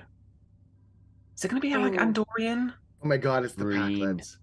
Packlets. The Breen. Packlet. Oh, the Breen's are dubstep. Let's keep it honest here. 100%. Even Yeah, voice that's is true. dubstep. Yeah, absolutely. That's Maybe true. some like really obscure like Vulcan trap hop was going on. Oh god. It's all very mathematical. Like it's very logical. Minimal, like Math rock. It is math rock. minimalist. Vulcan math rock is happening. Yeah. Okay. But people are enjoying it, and there's a lot of off-duty officers here, and you can be all together. Tom is Lieutenant Harvey. I imagine he's swatting up on his duty roster and his like all the spatial anomaly stuff. Oh yeah. With like a third Raptuccino at the bar or something? Yes, the spatial anomalies, the different freighters coming in and out. He's got about 18 pads in front of him as he's going through. And yeah, so Tim says you see Mhm. the new guy, the new flight boss, the lieutenant, sat at the bar, poring over pads. Oh, I'm just gonna walk right over and I'm just gonna like lean kind of like on top of the pads and be like, "New guy, welcome." Hello. Who are you? Oh, I'm sorry. Ambassador Oshron, Federation Ambassador. Oh, Lieutenant Harvey. Hey, Harvey, Lieutenant Harvey, what do you prefer? Harvey's fine. Harvey? Yeah. Sounds good, Harv. Okay, listen. So we're sitting over here. We just had a good day. You're new. You're coming to sit with us. Right. Burrell, Okay. it's the new guy. I told you they were coming. And you'd see in the corner, sat in like a booth, because officers always get the booth, right? We get the good Right. seats. We like clear out some ensigns or something that sat in the booth. Oh, and like you've got your booth as well, Oh Yeah, yeah, because you're the main characters. And I'm Oh, only there 100%. because I'm ambassador, right? Otherwise, I'd be like a lieutenant junior grade. Like I shouldn't be there, and I don't even realize that. So Burrell's in her booth. She's already got from somewhere. She's already got a mug of Raptuccino, and she's just sat. And she sees you, and she just stares at you as she takes a sip. Takes a drink of whatever the hell he was drinking. Probably coffee or Raptuccino. Takes a drink and go. And he starts to collect all his pads, and he kind of walks over, but he's got like holding all the pads like across his chest because he's got way too many. And he approaches. Hello, Chief. Harvey. The ambassador suggested for me to join. Yeah, sit. And I just kind of like shove you in, so you're stuck in between us. She looks at Oshron and she gives him like a little devilish wink out the corner of her eye. Takes another sip. She says, "I don't remember saying you could sit." Yes, Chief. And he'll kind of like get up. But I won't move. So it's like, sit down, Yeah, sit down. like so one side is getting up, the other side's going down. He's like I just want to make him go up and down, like in between sitting up and standing there. Sit down. It's fine. Right. Eka, at the Okay. bar, there's a few rowdy Klingons with a few flecks of green in their uniform, and they're looking pretty angry, pretty miffed.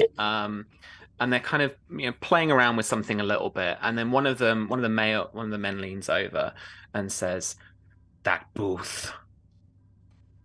Can you get that other Klingon a drink on us?"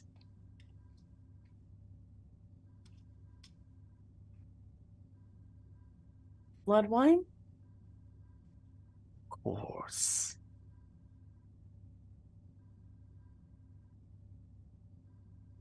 Well, as long as you're paying.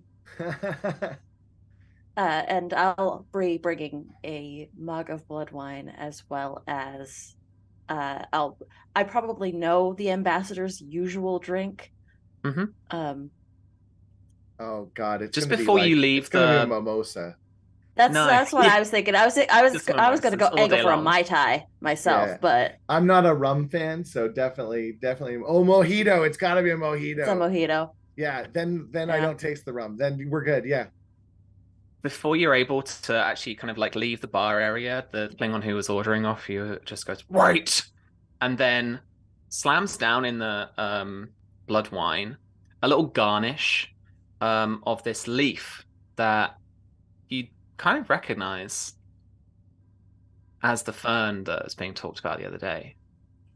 It's got very fern-like qualities about it.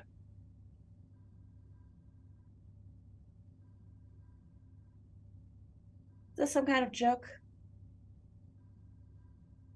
And he like squares up to you like the most like idiot Klingon ever, and just goes, "She will know what it means."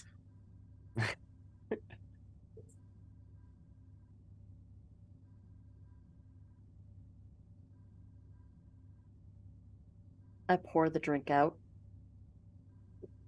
We don't add garnishes to our drinks here unless they ask for them. Oh, please tell us we see this. He like pushes you, I think. And it's a Klingon push, so it's a good like well, actually, do you know what? Let's roll. Okay, let's roll. I'm He gonna roll. pushes Eka. Yeah. I have decent security. Like I have decent like would I be able to try and sort of half sidestep it?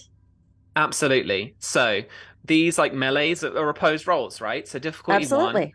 1. I'm gonna get my little Klingon warrior like spot out here. And we're gonna do a little unarmed thing. That momentum that I got should all be in the pool too. Yeah, we've got two momentum there. I'm just saving them over into each scene because they've been so quick tonight. Like, I'm just saving them over. So we've got 2 momentum in the pool. I got some threat. I'm gonna like this feels like it's a threatening thing to do in Eka's bar. I'm gonna spend that. So I'm gonna add a couple more dice because they're crap. So I'm gonna take away 3 more of my threat. So I got come on, keyboard. There we go. So I've got 5 threat left. I'm gonna lean over to Harvey and just be like, stay down and don't watch too closely. And then shift away from Burrell. Daring this security? Is for, yeah, this is for both of us daring security. Do you want to add any dice to your roll? I would love to spend a momentum to get an extra die, please. Sure thing. So that's 1 momentum spare there. I've spent mine. Let's see what we get. Difficulty 1 on each of our rolls. Just on the task roll, I would put it up to 3. Yeah, that's right. Okay. Oh, I see a 20. 3 successes and a complication. I see a 20. 4 successes!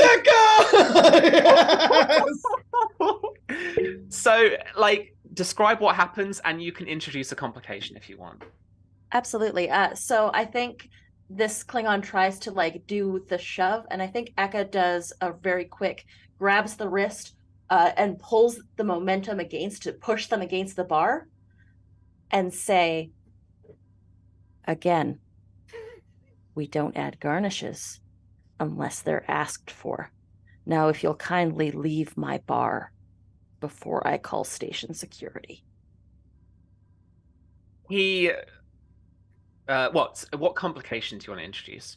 Oh, I think I might twist that wrist just a little bit too hard. Okay. Like behind his back, wrench the elbow a little bit. Because he tries to like fight back, and then you just kind of like put the pressure on. There's a little bit of a crunch just for a second, with joints, and he does wail out, and now the whole bar is looking at you. Burrell, Oshron, like Harvey, like this is like everyone's looking at this. And Burrell, these are like 100% like stupid auto guards. Yeah. Burrell, I think. Mentally, Susie says, "It's me. I'm station security. Hello." As Oshron is like tells Harvey to get down and not look too closely. Burrell just sort of like steps over him, just like steps over Harvey, and she is in full on like she's back being a warrior at this stage. Chest is broad, head up, and she looks at Eka. "Everything all right here, Eka?" "Oh, I was just seeing this person out the door." "Unfortunate that such filth," and she gestures at the auto guards, "has been dragged into your bar. Run on, boys." His compatriots wait for him, and he shakes you off, Eka, but as you kind of let him go, and he spits a patak at you, Burrell. And then they all turn to leave in that kind of like horrible, like a macho kind of way to like, we were going to leave anyway. Like, look at us. We've still got our bravado. So they head out of Eka's place, and like, there's already like, I don't know what species you hire, but there's already tall, like security, like private security is heading up and just like watching them close. You know? I think I hire a couple Orions at my bar. Which is probably why I was so sympathetic to the plight originally. Yeah. So Harvey, there are more Orions here than you expected, actually. So yeah, sorry. as a kind of bit of No. flavor. So there are a couple of Orion security. You know how I think would be cool security? Vulcans, because they're super strong Yeah. and they're not chill. going to take any shit from anybody. I think there's they- like there's my head security, my lead of security, Vulcan guard is a Vulcan. Yeah, absolutely. It's a good, lovely little time to mention as well, gang, that if there might be a couple of episodes where we do this as a long form thing too. If there's a scene or if there's something that, you know, a little mission that you want to get involved in that your character just like would not go on, we can introduce supporting characters. And that's a character that like somebody else could play and actually anyone else could pick up in a different mission too. So it's a bit like a I can't remember what they're called now, but like a shared character. Ensemble play. I'm welcome to leave my NPCs to my supporting characters that I play to the chat. Let them decide who I'm going to do. I'm down for that. Yeah, but so like you know, we've got this. Sorry, I'm sorry. Shall set it up. If we've got a little, you know, this like Vulcan head of security for your establishment, your businesses and stuff. Like if you wanted to introduce them into like another mission or like another episode or something, we could do that really, really quickly, make them in play, and then when the more you reintroduce them, like the kind of better stats they start to get, the more values you can add to them, all that kind of cool stuff. So yeah, so that's a cool thing that I really want us to like get behind too. And it really just takes a couple of minutes to like pause play, get them set up quickly with like some baseline stats, and then off we go and we're playing them. So yeah, Tim, what were you gonna say? I'm so sorry. I was talking too much. I was gonna say that I want to try and like get like a benefit out of this. So I'm going to try and negotiate the report of what just happened, so that the ambassador, she can save face, but she'll owe us one. Wow. Okay. Because it would look really bad if on her first night here, her personal guards got in a fight in the bar by doing something dishonorable. With I know enough about with Klingons with the owner of the owner of the establishment. Yeah. So I'm gonna try and like write the report so that she very obviously knows you fucking owe me. But she still comes out looking good, and she can do whatever she wants. That guard can like maybe disappear. They can take care of it however they want, but she will be like safe. Okay. I am gonna need you to make a roll, and if you wanna, we could, yeah, absolutely. And as we're starting to wrap up, I think, we you know, we can kind of speed through this a little bit in terms of like out of character. If you want some other conspirators, if you wanna, you know, try and get Burrell to help you out, or you know, if you're trying to get maybe Eka to kind of put in, do a little bit of a hack or a little bit of a good word or something with like the, you know, reporting system or something. All four. Yeah, I want all four of us, because I mean, like Harvey's got the Starfleet tied directly. He's got like rank. Chief has like the Klingon side, and Eka's one involved. So I figure if we all use our values, that's 8 successes right off the bat. So you want to kind of, you want to be the one that makes the report. You also want to word it in a clever way that makes it feel like, you know, obviously what happened and, you know, it was their fault. You also want it to grace the ambassador's desk, and you want her to know that it was like that you figured it out and you've helped her out, and that she now like owes you. And just because I can, I'm going to, where's my little thing on my GM screen here? Something about threat. No, I think it's 1 point per threat. I'm going to add a 5th difficulty to that with another point of threat. This is going to be difficulty 5, folks. Ooh. To get this right. So, Tim, first of all, as the lead, what attribute and discipline combination do you want to use? What focus do you want to use based on how you're approaching this? I'm gonna use my presence and command, because it is like it's the ambassador kind of like that's going to be my probably go-to skill combo, to be honest. Yeah. And I'm going to activate my value. There are always ways into the inner circle, giving myself 2 successes before I even roll. Okay. Well, you spent your determination earlier, though, right? We only had 1 this game. Mm-hmm. Oh, I'm sorry. I thought we had 2. My bad. Okay, then I was offering Susie a second earlier, but she didn't take it. Well, no, then I'll make you a deal. I'll give you a threat in order to use the second one, because if I get this wrong, she's going to be pissed at me. Not quite how it works, I'm afraid. You Okay. could, let's see if there is a value here that is kind of was contrary to what you're trying to do. I don't think there's really a value here that I can evoke that would cause you a complication at this point for yourself from your values. So yeah, I think this is just down to the rolls and the momentum that you've got All right. banked at the moment. Then I'll use one of the momentum. We had 2. You could give me 2 more threat to roll a 4th die if you want to. It's already a 5. Giving you 2 more threat would just make it even more difficult. Okay. I'm going to go for it. I'm going to use my negotiations as a focus. Or even, negotiations as a focus. Okay, there's 2. Yeah, there's 2. So Tom, how are you helping? I'm not really sure I can much. I don't really have values that could really help in this situation. Sorry, let's take a look. Let's take a What look engineering at some stuffs do you have? focuses. I mean, I do have. I can do. I mean, I'm not sure how much engineering can help in this situation.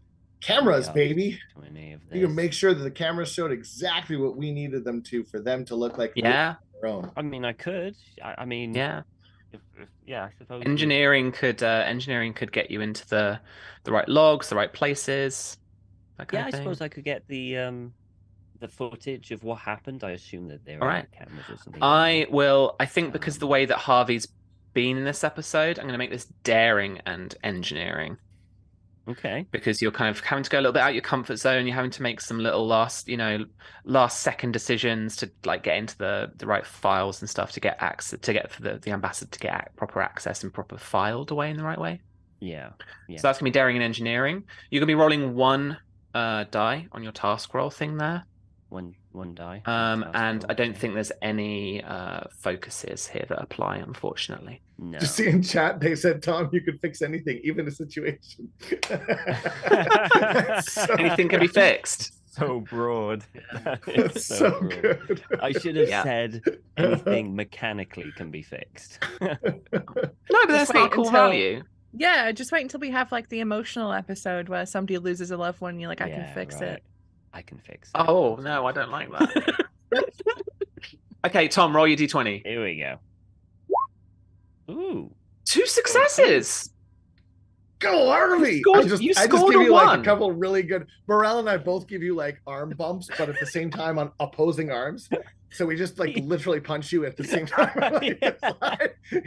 So you left your focus on, but do you know what? I'm going to take it. Oh, sorry. No, I'm going to take it. It's like composure. You have to remain composed, to keep on this. All right, so you got 2 more successes. We're looking, gang, for a total of at least 1 more success off of you, Susie, and you, Anita. So Susie, what are you helping with?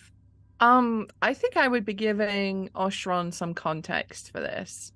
I think because this beef has become so public, I think she fills him in, not exactly on all the details, but that there is a blood feud between her house and this ambassador's house.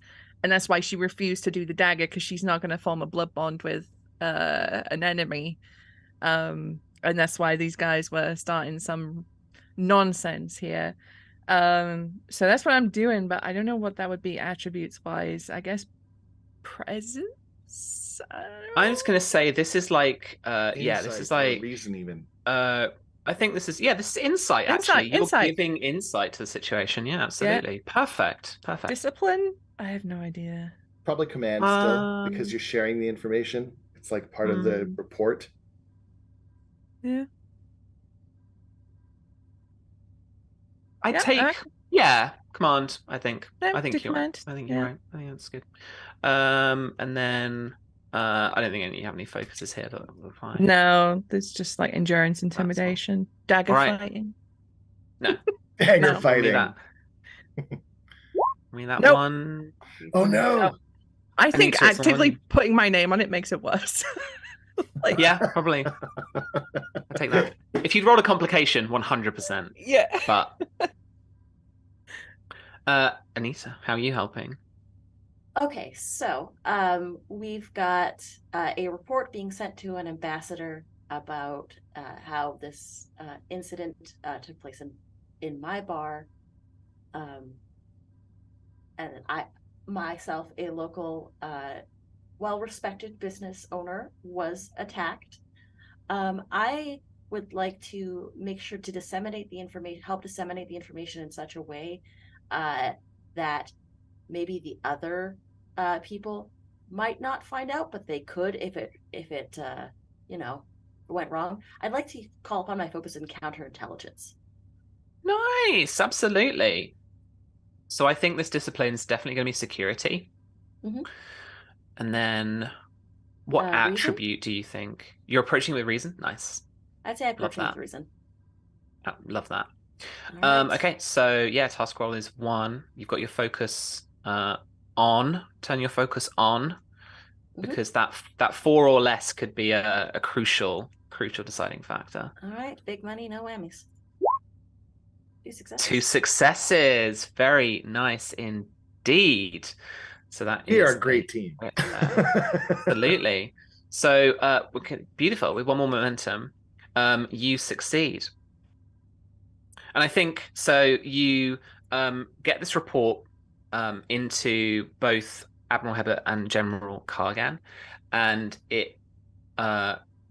we see a scene, I think, where Ambassador Yang is at her desk, and she's got one of those like pad laptopy things, but in Klingon fashion, and she's kind of tapping away, and then she's kind of like, suddenly this report goes across her desk, and again she swears a little bit in Klingon about probably someone's mother or something. Mhm. And then she I think the last scene we see is the 3 Klingons who were at the bar are kind of sent off the station. And so as the D7 cruiser disembarks, like leaves and heads off back towards the Klingon Empire, you have thwarted a little plot by House Ortog on your first episode of the season. So we've got a little bit of housekeeping to do. Then I promise I won't keep it much longer. We'll do our little outros, and we'll be away. But there is a little bit that we have to do first of all. Each of you are going to need, and it is super simple. Do not worry, it's not like a proper log. Each of you are going to need to keep a log of these episodes, because one of the things that you can do with these like milestones is call back to an episode later on.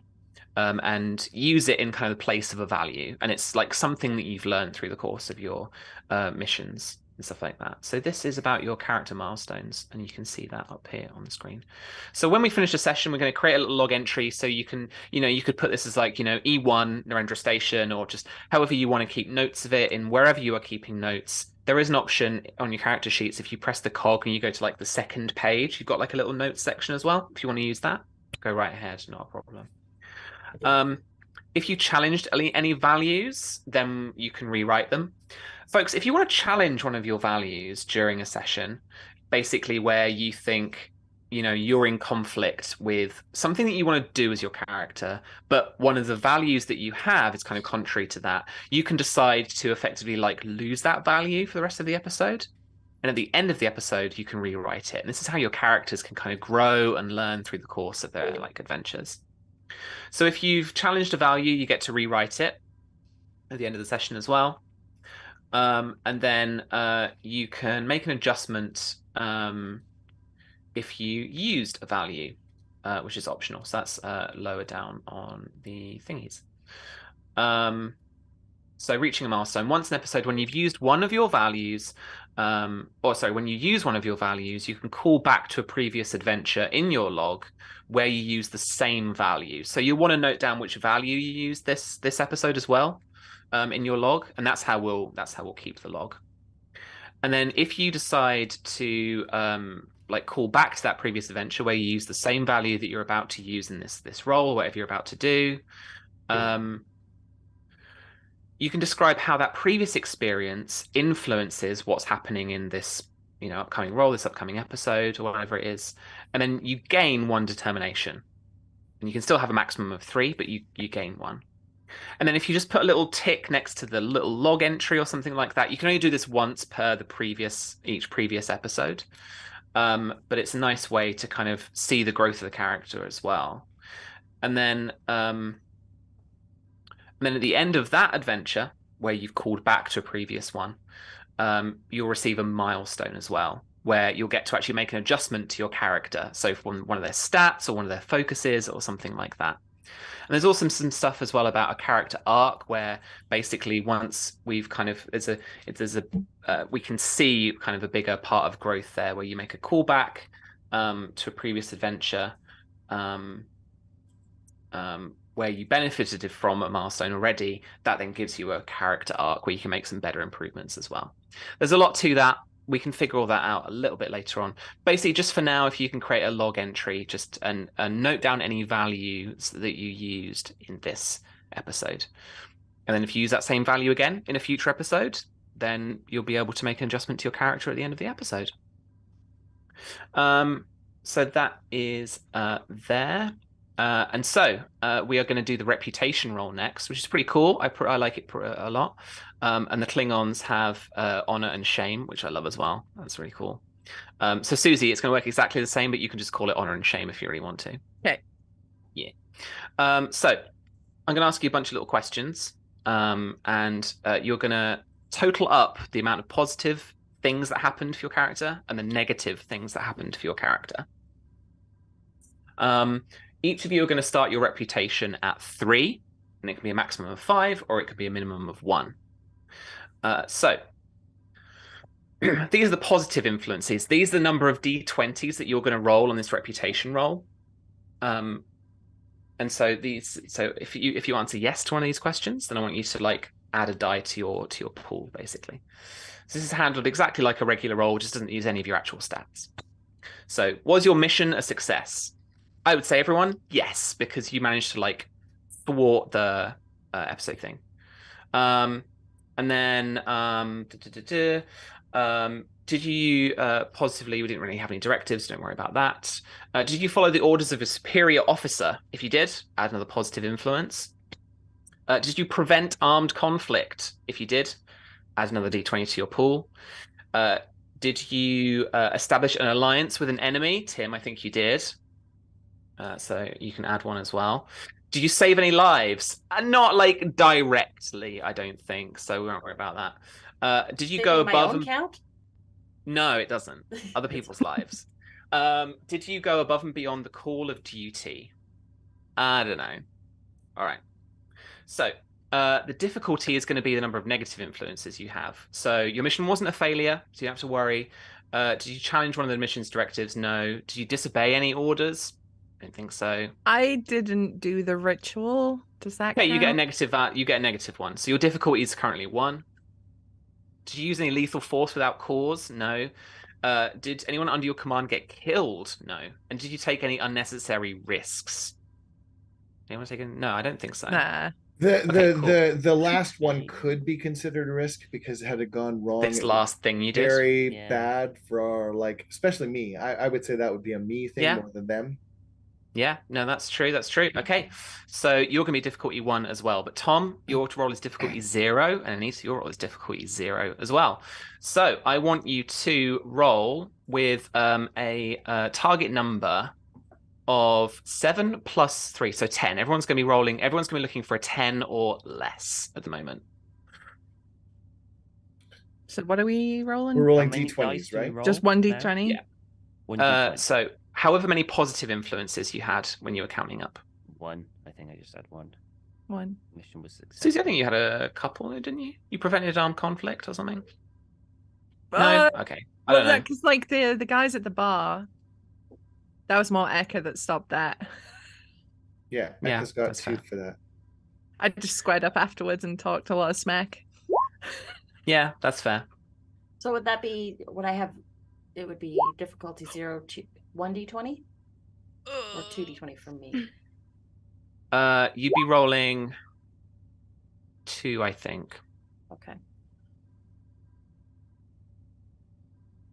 It's just d20s though. You don't actually roll on the character sheet, if I remember. That's right. Yeah. I got 1 under 10 under 10. Cool. I very much got the opposite of what I should have Burrell got. rolled a 20. So you get what I'm calling so anyone that rolled each die that rolled under a 10 for people. Oh, you got 2 there, Anissa. That's awesome. You will get what I'm calling commendation. Nice. And then so you can use commendations to like buy things later on. So you can obtain a favor, you can buy yourself some awards, you can buy yourself some status, and you can eventually buy a promotion if you're really good. And that kind of thing. I don't know how we'll work that out, Anissa, but maybe you just get more businesses. I think this might just be like Eka gets people to look the opposite direction at the right times. Yeah, for sure. Yeah. Okay. All right. Well, we got to go. We got to head off. Sorry, folks. Sam, I got a 20. What does that mean for me? Complication. We'll figure that out with you in between. I'll Oh, let you know God. at the top of this session. But as you've got a dip, Tim, let's start off with you. Thanks so much. Where can we find you when you're not here? gmtim.ca and at the gmtim on Instagram. That's the fastest way to do it. All right. Thank you so much. I know you got a dip. Thank you so much. I do. We'll see you again See you later. next week. No worries.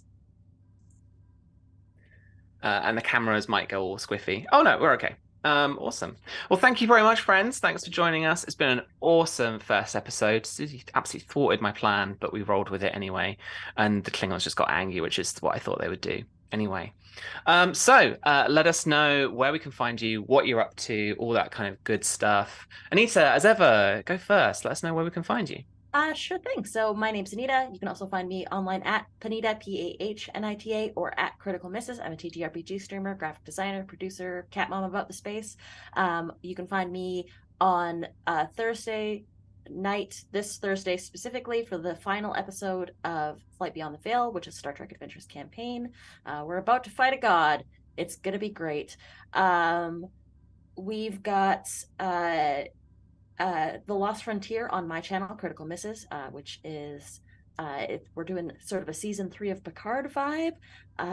We've got our old guard and our new guard as supporting characters. It's fun. Check it out. We're episode 3 at this point. So then Saturday mornings, Morning Ritual. It's a TTRPG talk show that I do with my partner, the Noir Enigma. And this week we're talking to Craig from Nerdburger Games. We're going to be talking a little bit about a new Kickstarter that he's got going on. And Sundays, I am on Pluto Cleric's channel for a Starfinder game because I can't be doing Star Trek all the time. I've got to switch it up with a different sci-fi system, which is called The Weird Frontier. And that's it. That's all. That's me. Awesome. Thanks so much.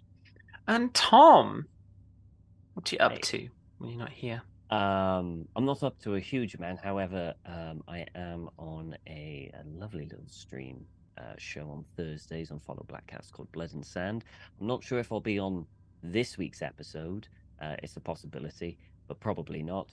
But you should go check that out because I am on occasionally. That's really the only thing that I'm doing online at the moment, from what I can remember, apart from this. You can always check me out on Twitter with Hotflakes Tom on Twitter, and in all the Discords like Modiphius and Follow Black Cats and all that jazz. Thank you. One day we'll find out if the flakes are indeed hot.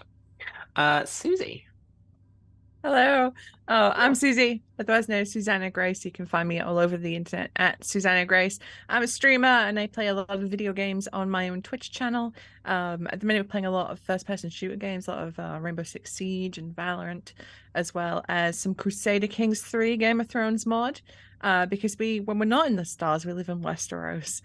That's just sci-fi fantasy. There's no in between. It's just all there. And as Tom said, on every other Thursday on Follow Black Cats on Twitch, we play Blood and Sand, which is a Song of Ice and Fire campaign set a long time before Aegon and his dragons arrived in Westeros during the conquest of Dawn by Nymeria. It's a fun time. It's a fun time, and we've had a bunch of murders already, actually. And we're not even 10 episodes in. So there's that. Yeah, that's about it, I think. Yeah, awesome. No worries. Thank you so much. Yeah, and as for me, when you can't find me on Follow Black Cats, you can, more importantly for this stream, find us, Modiphius, around the internet.